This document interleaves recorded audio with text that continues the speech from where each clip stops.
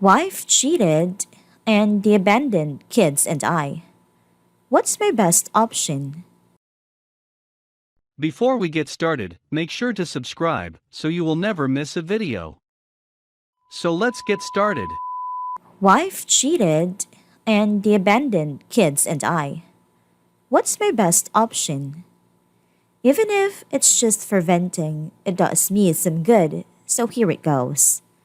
My wife was having and actually multiple affairs, which I found out about accidentally. We got married in 2008 and had our son soon after. She pushed hard to have a second child immediately, age issues, and we had our second son in about a year and a half. I was busy pulling 72-hour work weeks while still handling most of the work around home, since working in EMS with 24-hour shift meant I could work 72 hours and have 4 days off. She started treating me like crap soon after we had our second child, but I just considered it postpartum depression and remained happy, considering myself lucky to have a beautiful family, and was proud to work my butt off 24/7 to make her as happy as I could. Except for about 2 years after having the second child, she was mostly employed but she never shared her income or spent on household expenses, and I never said anything because we thought since I made 3 times what she made, I'd pay for everything and should keep her money in her account or pillow as our saving. Now, after the second child, she started getting all kinds of plastic surgeries and other beauty procedures that she paid for out of her our savings.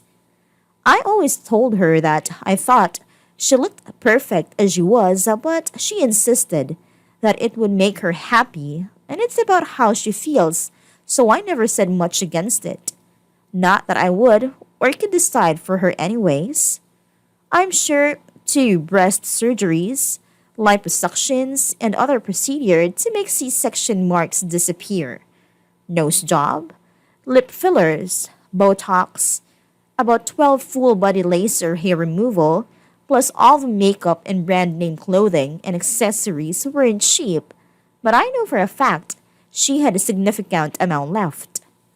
One day, I'm going through my phone bill to find a number for a guy who wanted to buy a tool from me of Craigslist a while back and accidentally had her number opened instead of mine, my own family phone plan, and saw hundreds of calls in the middle of night and other times too on days I'm at work.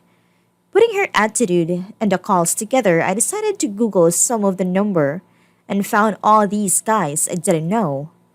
Went to her and told her as calmly as possible for the sake of kids that I had found out that she was seeing others, and that was when my life actually turned into hell. She immediately turned that into me being a controlling jerk who had spied on her and checked her phone, and got so intense that I had to grab the kids and leave as I didn't want them to go through all the cursing and screaming. We came back at night, and she had just grabbed her bags and left. This was in 2015, and for the past 6 years, she has been disappearing for months, and every time she breaks up with someone, which happens far too often, she just moves back without notice, saying it's her house and I don't get to say otherwise. Stays for a while or just comes home at night and then leaves with no notice again.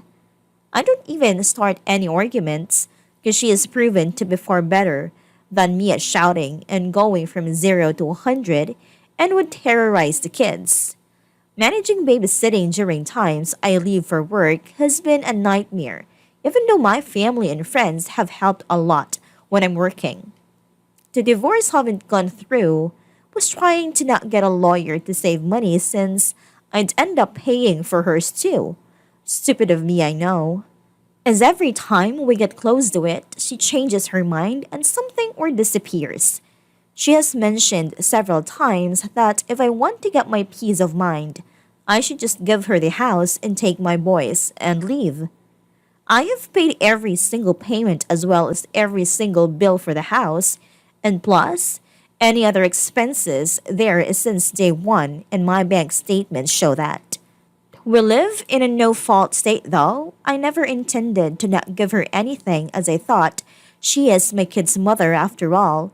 But she is not sharing any info about her savings, and I think, in the best case scenario for me, she gets half of everything we got. Even though she has been separate and mostly gone for 6 years now, during which I've continued to work and pay for everything, and the house of value has doubled.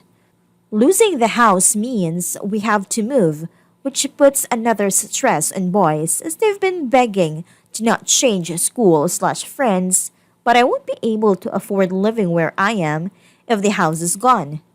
She has told me that she doesn't want custody, but she has also said that if I ask for everything that's against her wishes, she would ask for custody just to keep the house and get me to pay all kinds of things. But worse than all I know, I'm going to have to take care of my kids 100%, even if she gets custody as her. And I both know how much I care for my boys and couldn't possibly let them have the kind of life that I know they'd have with a mother who doesn't really want them and clearly suffers from some cluster B personality disorders, making her incapable of any level of empathy. Early on, when I asked at work and she was with them, the best she ever did was to hand them a sandwich, put them in front of Xbox, and go to her room and be on Instagram and other social media all day. I know I've written way too much, so I don't think many or maybe anyone would have time to read this. And believe me, I'm not even starting on the kind of abuse that the kids and I have been subjected to, or how she has a plan to make me look like the guilty one, thanks to me keeping my mouth shut and not sharing with anyone mostly out of embarrassment. However, if anyone who knows about this stuff did read some, what do you think is my best course of action? Do I have any chance in getting the court to believe me, given the fact that I feel around her everyone believes the woman's side automatically, or far more easily? If it was me, I'd just get my bag and leave her with everything. But I have all the expense and college bills every soon to deal with, so I feel it's my duty to advocate for my kids' future.